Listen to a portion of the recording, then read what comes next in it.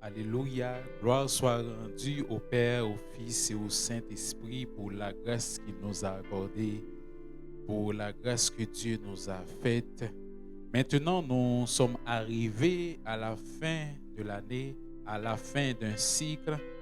Nous sommes reconnaissants et nous croyons que Dieu va faire plus grandes choses avec nous pour l'année 2025. Maintenant, on a l'habitude de se confesser, de demander pardon généralement à la fin de l'année. Donc c'est pourquoi on va voir les 3 vérités sur le péché. Il y en a d'autres vérités, mais je vais voir avec vous 3 vérités sur le péché. Une habitude que nous avons, c'est que à la fin de l'année, nous prenons nos statuts sur nos pages Facebook, sur nos profils, en disant que si à ceux que nous avons offensés, à ceux que nous avons péché ou à quelqu'un, on a fait une mauvaise chose, on a demandé pardon. Mais en réalité, qu'est-ce que la Bible a dit sur le pardon ou sur le repentir? Qu'est-ce que la Bible a dit de cela? Donc, c'est ça qu'on va voir à propos du péché. Parce que les 3 grandes vérités sur le péché, c'est que il faut savoir, donc, un chrétien, c'est pas celui qui ne pêche pas, ok?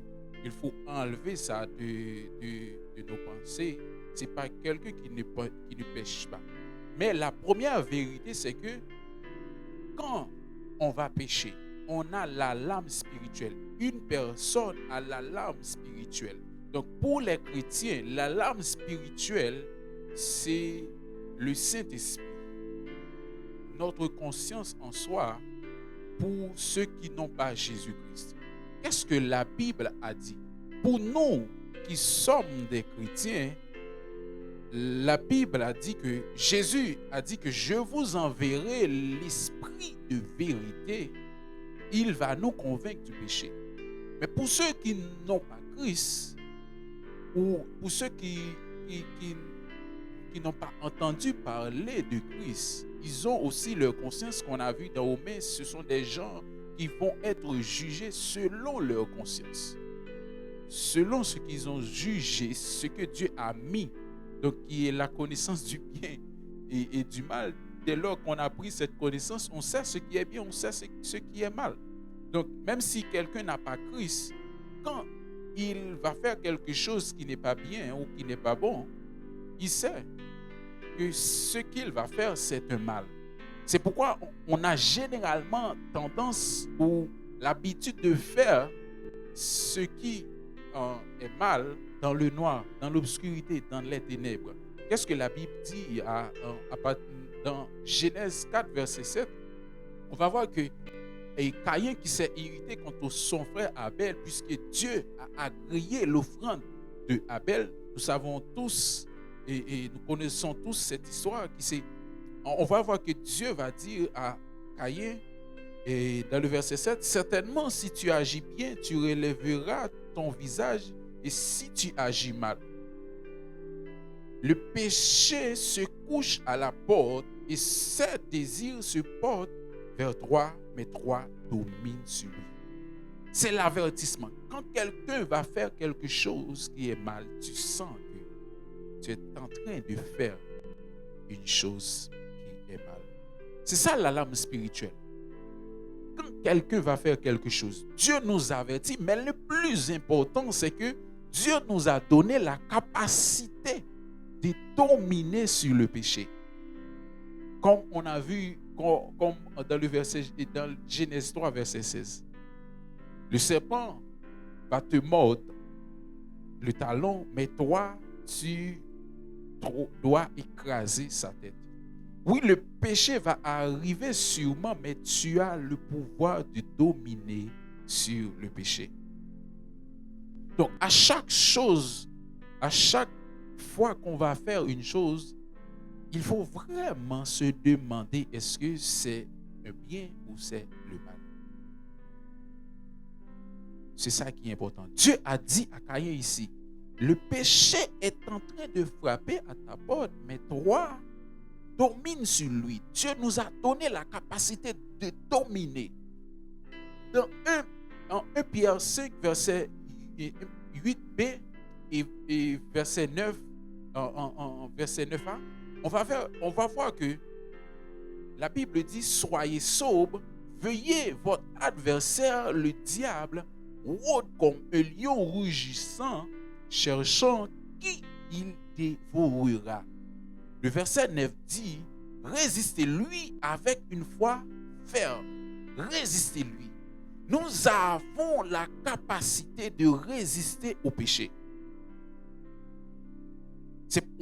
Donc, on va voir dans la prière, donc, et en Matthieu 6, si je ne me trompe pas, c'est que ne nous laisse pas tenter au-dessus de nos forces. Ne nous laisse pas la tentation. Donc, la Bible aussi ajoute que Dieu ne va pas nous laisser tenter au-dessus de nos forces. Donc, tout ce qui est venu dans notre vie, on a la capacité de dominer sur lui. C'est la première vérité. On a la larme, on a la conscience, on a le Saint-Esprit en nous qui nous dit que ceci, c'est pas bon, c'est de mal. La deuxième vérité, c'est que nous devons pardonner pour être pardonnés. Donc ça, c'est un point qui est très, très fort qu'on va voir dans Matthieu 6, verset 12, qui va nous dire que pardonne-nous nos offenses, plutôt, comme nous aussi, nous pardonnons à ceux qui nous ont offensés. Qu'est-ce que la Bible nous dit maintenant? Nous devons pardonner pour être pardonnés. C'est pourquoi on va voir tout de suite dans le verset 14, Jésus va ajouter que si vous pardonnez aux hommes leurs offenses, votre Père céleste vous pardonnera aussi. Mais si vous ne pardonnez pas aux hommes, votre Père ne vous pardonnera pas non plus vos offenses. Qu'est-ce que la Bible est en train de nous dire? C'est que donc, si nous gardons nos frères et sœurs dans nos cœurs, Dieu ne va pas nous pardonner. C'est clair. Donc, on ne peut pas passer au-dessus ou on ne peut pas faire et dire à la Bible ce que la Bible n'a pas dit. Donc, l'affaire ici, c'est que nous devons pardonner. Nous devons relâcher les frères et les sœurs que nous avons capturés ou nous avons emprisonnés dans nos cœurs. Tu dois le relâcher, mon frère. Tu dois relâcher ta sœur. Même si tu fais des jeûnes de prière, des jeûnes de repentance, si tu ne pardonnes pas, Dieu ne va pas vous pardonner. C'est pourquoi j'aime dans Marc, dans Marc 11, 25, il est dit que et lorsque vous êtes debout faisant votre prière, si vous avez quelque chose contre quelqu'un, pardonnez, afin que votre Père qui est dans les cieux vous pardonne vos offenses. Donc, l'affaire, c'est que oui, tu dois demander à Dieu pardon, tu dois te confesser devant Dieu, mais la personne que tu as dérangée, la personne que tu as offensée, tu dois demander pardon, tu dois t'excuser. C'est ce qui fait un homme. C'est ce qui fait que nous soyons des personnes avec des consciences. Quand nous avons offensé quelqu'un, nous devons nous excuser. Nous devons demander pardon. C'est ça que la Bible a dit. C'est ça que Jésus a dit dans la prière de Matthieu 6, verset 12. Pardonne-nous nos offenses comme. Donc, si nous ne pardonnons pas à ceux qui nous ont offensés, Dieu ne va pas nous pardonner. Donc, nous sommes arrivés à la fin de l'année. Nous avons des gens qu'on a offensés, même, ce n'est pas même dans cette année, même dans les années passées. Nous n'avons pas pris le temps de demander pardon. Nous prenons tellement la repentance à la légère, le pardon des offenses à la légère, c'est que nous allons juste sur nos statuts de WhatsApp, de Facebook, sur les réseaux sociaux, à ceux qui nous avons laissés. Quelle légèreté de votre part. Quelle légèreté de ce que Dieu a dit. Dieu veut que tu lâches cette personne. Dieu veut que tu relâches cette personne que tu as haï tant. Cette personne que tu as gardée dans ton cœur depuis des années. Nous disons dans notre propre langue, tout en 10 000 livres, t'es pas tombé sur l'estomac, même pas plaqué. C'est pas ça que Dieu a dit. Si Dieu a regardé, si Dieu regarde sur ce que nous avons, sur les gens que nous avons dans nos cœurs, où il nous effacerait sans prendre la moindre seconde. Parce que Dieu aime le pardon, Dieu aime pardonner, mais toi aussi tu dois pardonner. Amen. Donc, nous sommes arrivés dans la fin d'un cycle de temps qui est l'année 2024. Peut-être tu avais des projets qui n'étaient pas réalisés ou qui n'ont pas arrivé à leur terme. C'est sûr. Mais une chose que tu dois savoir, si tu as quelqu'un dans ton cœur, tu dois aller demander pardon. Tu dois aller traiter cette affaire avec lui. La Bible ajoute en Matthieu aussi, en Matthieu 5, 23 à 24. Donc, si donc tu présentes ton offrande vers l'autel et que là, tu te souviennes que ton frère a quelque chose contre toi, laisse ton offrande devant l'autel et va d'abord te réconcilier avec ton frère. Puis viens présenter ton offrande. Tu dois d'abord réconcilier avec ton frère. Tu ne pardonnes pas, ton offrande ne vaut rien. Tu ne pardonnes pas, ton adoration ne vaut rien. Tu ne pardonnes pas, ta prière n'a aucune importance. Parce que là, la Bible est claire et nette que nous devons pardonner à ceux qui nous ont offensés. Même si c'est dur, nous devons pardonner. L'important, il faut pardonner. Il faut nous libérer. Oh, j'ai des témoignages concernant la demande de pardon. Malheureusement, ça va prendre beaucoup de temps. Mais le pardon, frère, c'est essentiel. De demander pardon, de traiter nos affaires avec nos frères et sœurs. Est-ce qu'on est ensemble? Amen. Donc, c'est très, très, très important. Alléluia. Oh, Père, puisses-tu nous enlever nos cœurs de pierre? Puisses-tu nous enlever les cœurs qu'on a fait devenir des prisons? Puisses-tu casser les chaînes qui ont emprisonné nos frères et sœurs? Alléluia. Alléluia. Père, puisses-tu nous donner la force de pardonner, de libérer ces gens que nous avons gardés dans nos cœurs. Amen. Au nom de Jésus, nous avons prié. J'espère que tu as fait cette prière. La troisième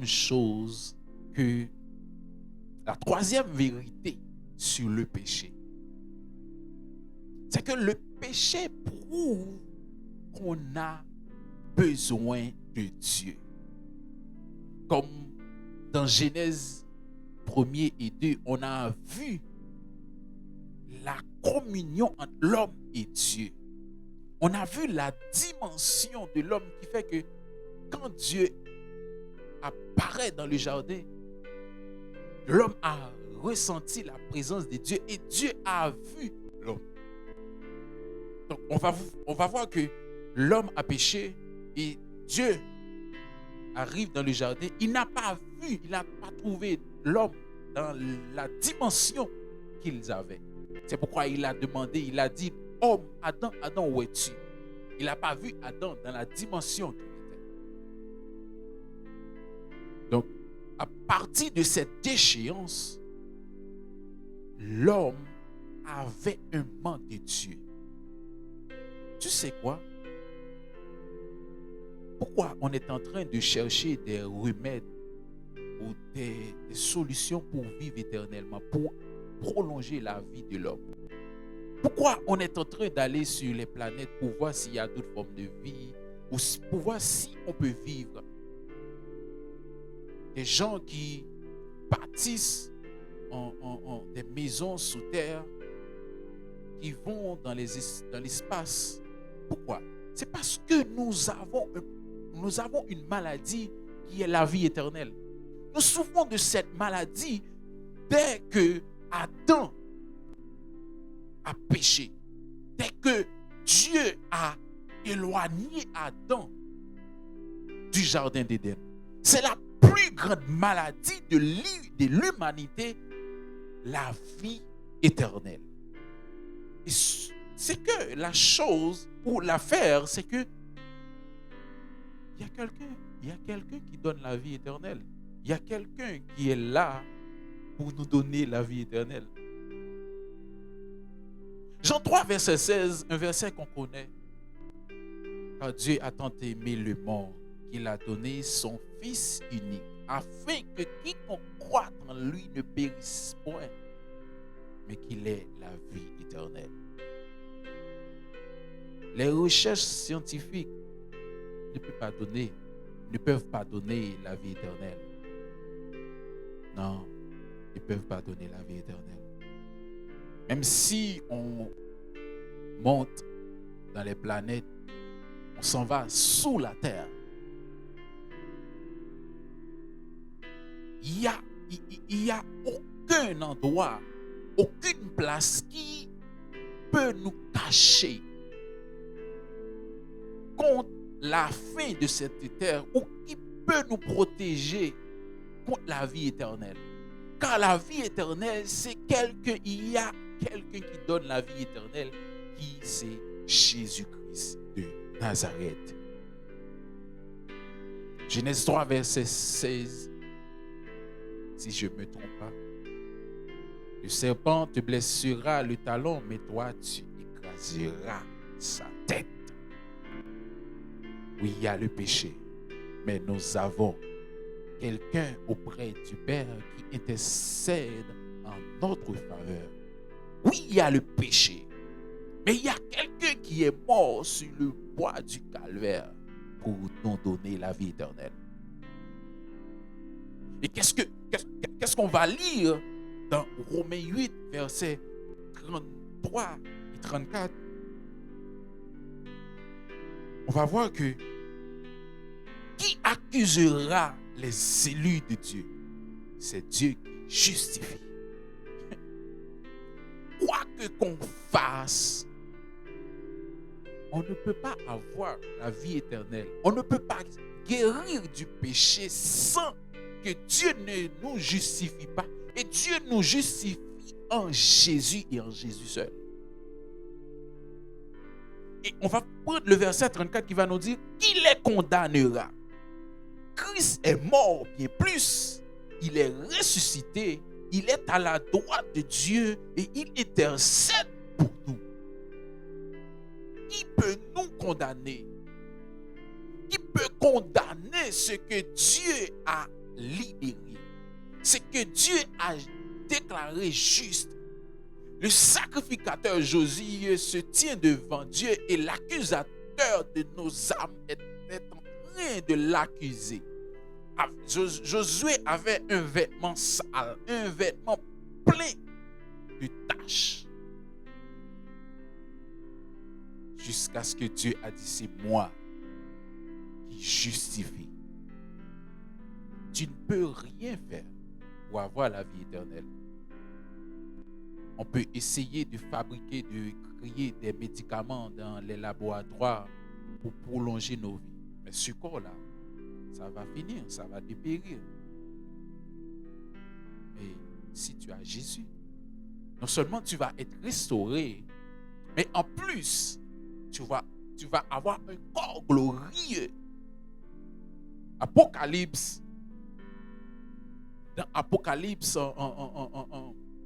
Apocalypse 12, versets 10 et 11. Aïe, là, là.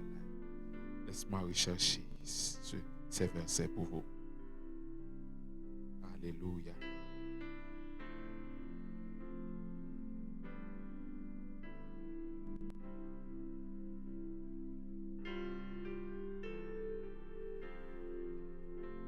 Alléluia. Yes. Verset 10. Et j'entendis dans le ciel une voix forte qui disait: maintenant le salut est arrivé, ainsi que la puissance, le règne de notre Dieu et l'autorité de son Christ, car il a été précipité. L'accusateur de nos âmes, celui qui les accusait devant notre Dieu jour et nuit. Le diable a été précipité. Jésus a dit: je voyais Satan tomber du ciel.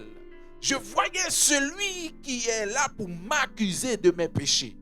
Je voyais celui qui est là pour m'accuser de mes défauts. Mais gloire soit rendue au Père de notre Seigneur Jésus-Christ. Il l'a précipité. Alléluia. Le verset 11. Ils l'ont vaincu à cause du sang de l'agneau. Ils l'ont vaincu. Nous avons vécu le démon, nous avons vécu le diable, nous avons vécu Satan à cause du sang de Jésus. Le sang qui a payé pour la rançon de plusieurs. De quiconque qui croit en lui va avoir la vie éternelle. La troisième vérité sur le péché, c'est que le péché vraiment prouve qu'on a besoin de Jésus-Christ. Et quelle que soit la chose, ou quoi qu'on fasse, on ne peut pas avoir la vie éternelle, car Dieu seul peut donner la vie éternelle en Jésus-Christ. Dieu seul peut justifier. Dieu seul peut justifier. Alléluia. Yes. Gloire à toi, Jésus. Yes.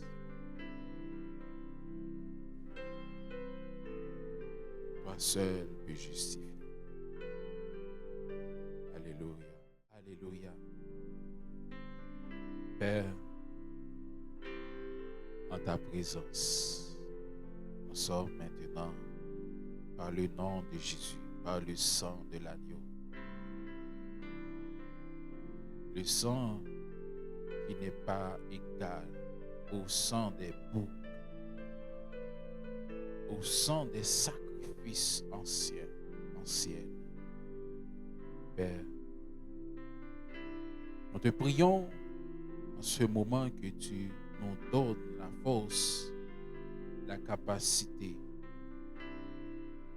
de pardonner et de demander pardon à ceux que nous avons offensés,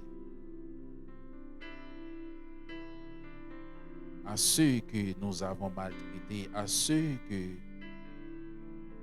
nous avons dit tant de mauvaises choses. Père, nous ne sommes pas meilleurs que quelqu'un